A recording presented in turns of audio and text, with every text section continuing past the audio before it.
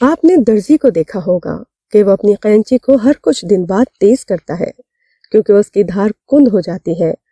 دیکھ کر تعجب بھی ہوتا ہے کہ آخر کس طرح ایک نرم و نازک کپڑا لوہے اور فولاد سے بنی ہوئی قینچی کی دھار کو کند کر دیا کرتا ہے۔ کچھ یہی صورتحال ہمارے اخلاق کی بھی ہے۔ بعض لوگ ہوتے ہیں جو ہمارے ساتھ سختی اور بد اخلاقی کا مظاہرہ کرتے ہیں اور اپنے تیز دھار زبان سے ہماری شخصیت پر حملہ آور ہوتے ہیں اور اسے نقصان پہنچانا چاہتے ہیں، مگر نرم کپڑے کی مانند ہم اپنی نرم زبان اور نیک اخلاق سے ان کی سخت زبان اور بد اخلاقی کی تیز قینچی کو بآسانی کند کر سکتے ہیں۔ جیسے فرعون ایک قینچی تھا، مگر جب خدا نے حضرت موسیٰ علیہ السلام اور حضرت ہارون علیہ السلام کو اس کے پاس بھیجا تو تاکید فرمائی کہ اس سے نرم انداز میں بات کرنا۔